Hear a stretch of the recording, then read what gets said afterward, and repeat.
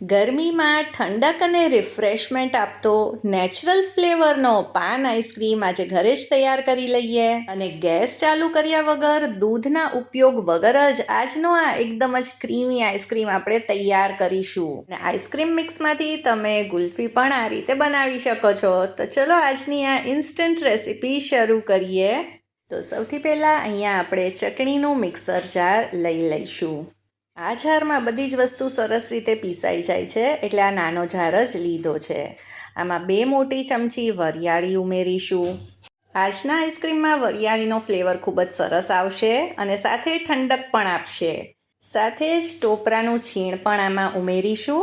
તમે આની જગ્યાએ ફ્રેશ ટોપરું પણ ઉમેરી શકો છો. 10થી 12 કાજુ ઉમેર્યા છે. આ રિચનેસ આપશે આઈસ્ક્રીમને. અને સાથે જ બદામ પણ ઉમેરી છે. ડ્રાયફ્રૂટ્સ ઉમેરવા ઓપ્શનલ છે. અને પાન ફ્લેવર છે એટલે ગુલકંદનો સ્વાદ તો આમાં ખૂબ જ સરસ આવે, એટલે 2 મોટી ચમચી ગુલકંદ ઉમેર્યું છે. હવે અહીંયા હું 6 નંગ ખજૂર પણ ઉમેરી રહી છું. આના લીધે આપણે ખાંડ ઓછી માત્રામાં ઉમેરવી પડશે અને ટેસ્ટ પણ આઈસ્ક્રીમનો ખૂબ જ સરસ આવશે. ખજૂર ન હોય તો તમે આની જગ્યાએ થોડીક ખાંડ વધારે એડ કરી શકો છો. 5 ચમચી ઇલાયચીનો પાવડર એડ કરીશું. હવે પાન ફ્લેવર આપવા માટે નાગરવેલના પાન તો ઉમેરવા જ પડે. તો અહીંયા મેં 4 નંગ નાગરવેલના પાન લીધા છે. અને નાગરવેલના પાન તો કોઈ પણ પાનની દુકાનમાં આસાનીથી મળી જાય છે. હવે આમાં બહુ વધારે જાડો નસનો ભાગ નથી, એટલે ખાલી ડાળીનો ભાગ આ રીતે કાઢી અને પછી આપણે આ પાનને કટ કરી લઈશું. તો પાનને સરસ રીતે પહેલાં ધોઈ લીધા છે. આને ઝીણા પીસમાં કટ કરીશું એટલે આસાનીથી તે પીસાઈ જાય. હવે આજે મેં આ પાન આઈસ્ક્રીમમાં જે પણ બધી વસ્તુઓ ઉમેરી છે તે એકદમ જ પરફેક્ટ માપસર ઉમેરી છે. તો બધા જ ટેસ્ટ આમાં બેલેન્સ થશે અને કોઈ પણ એક વસ્તુનો ટેસ્ટ વધારે પડતો નહીં આવે. તો બધી જ વસ્તુને આપણે પાણી નાખ્યા વગર જ પીસી લેવાની છે. તો આ રીતે પેસ્ટ જેવી તૈયાર થશે, કેમ કે આપણે ગુલકંદ અને પાન પણ ઉમેરેલા છે. તો બધી જ વસ્તુને એકદમ જ સરસ રીતે પીસવાની છે. આમાં કોઈ પણ નાના મોટા કટકા ન રહેવા જોઈએ. હવે આઈસ્ક્રીમનું મિક્સ બનાવવા આપણે આ મોટું જાર લેવાનું છે અને તેમાં આ પેસ્ટને ટ્રાન્સફર કરી દઈશું. તો હવે આમાં બીજી બધી વસ્તુઓ ઉમેરી લઈએ. તો અહીંયા મેં 3 ચમચી ઘરની ફ્રેશ મલાઈ એડ કરી છે. જો તમારી પાસે હોય તો એડ કરી શકો છો. સાથે જ 2 મોટી ચમચી મિલ્ક પાવડર ઉમેર્યો છે. આજે 10 રૂપિયાવાળું પેકેટ આવે છે, આ તે જ છે. હવે આજે આપણે દૂધનો ઉપયોગ નથી કરવાના આઈસ્ક્રીમ બનાવવા માટે, પણ આ રીતે જે ફ્રેશ ક્રીમ આવે છે તેનો જ ઉપયોગ કરવાના છીએ.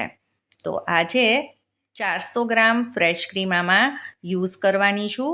એટલે આજે 200 ગ્રામના 2 ટેટ્રા પેક આવે છે તે આમાં એડ કરી રહી છું. હવે જ્યારે પણ આપણને એકદમ જ ક્રીમી આઈસ્ક્રીમ બનાવવો હોય તો આપણે દૂધને કલાકો સુધી ઉકાળવું પડે છે અને સાથે જ સમય અને મહેનત પણ ખૂબ જ લાગે છે.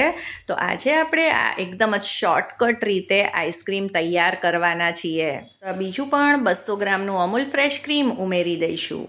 અને સમર સ્પેશિયલ ગરમીમાં બનાવી શકાય તેવા અલગ અલગ જાતના ડ્રિંક્સ, આઈસ્ક્રીમ, શ્રીખંડ, ચટણી, અલગ અલગ પ્રકારના અથાણા, સાથે જ પાપડ, સાબુદાણા બટેટાની ચકરી, આવી ઘણી બધી રેસિપીઝ છે, તે પણ જરૂરથી ચેક કરજો. હવે ઉમેરી દઈશું 1/4 કપ ખાંડ. આમાં આપણે ગુલકંદ અને ખજૂર પણ એડ કર્યા છે, એટલે તે પ્રમાણે જ મેં ખાંડ ઉમેરી છે. અને ચપટી ફૂડ કલર ઉમેરીશું. આ નાખવો ટોટલી ઓપ્શનલ છે.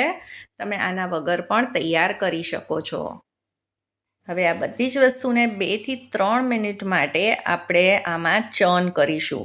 તેના લીધે બધી જ વસ્તુ સરસ રીતે મિક્સ તો થઈ જશે, સાથે સાથે આમાં એર બબલ્સ પણ બનશે, એરિએશન થશે અને આઈસ્ક્રીમ એકદમ જ સોફ્ટ તૈયાર થશે.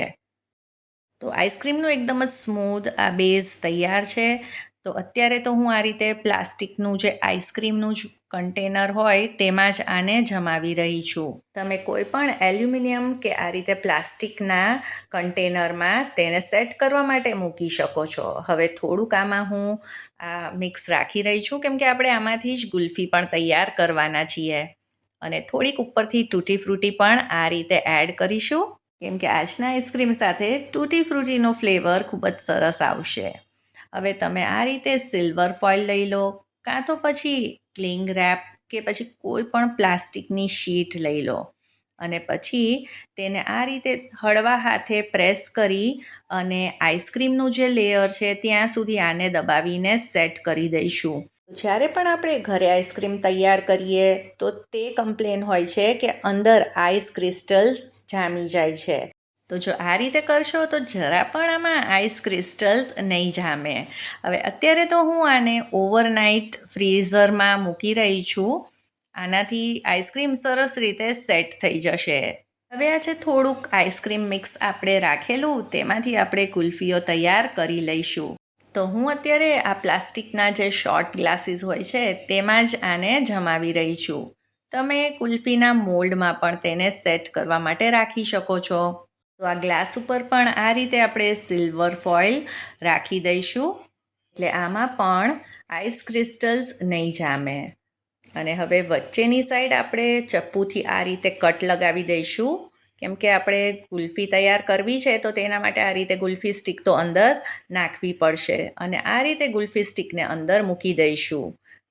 અને હવે આપણે આ ગુલ્ફીના મોલ્ડ્સ પણ તૈયાર છે તો તેને પણ આઈસ્ક્રીમ સાથે આપણે ઓવરનાઇટ મૂકી દઈશું સેટ થવા માટે.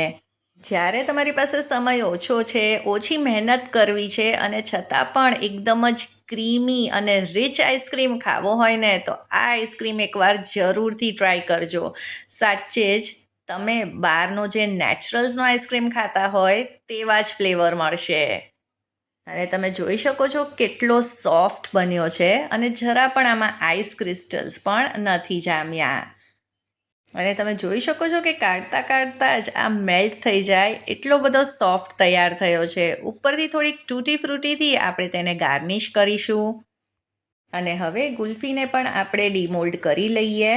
તો તમે તેને પાણીમાં પણ થોડીક વાર રાખી શકો છો પણ બારે પણ તમે 1-2 મિનિટ રાખશો તો તે આસાનીથી આ રીતે નીકળી જશે. તો બાળકોને આ રીતે ગુલ્ફીની રીતે બનાવીને આપશો તો પણ તેમને ખૂબ જ મજા આવશે. આજની આ રેસિપી તમને થોડીક પણ પસંદ આવી હોય તો તેને લાઈક કરજો, ફ્રેન્ડ્સ અને ફેમિલીમાં શેર કરજો અને ચાર્મિસ ગુજરાતી રસોઈને સબસ્ક્રાઈબ કરી દેજો. સૌને જય શ્રી કૃષ્ણ.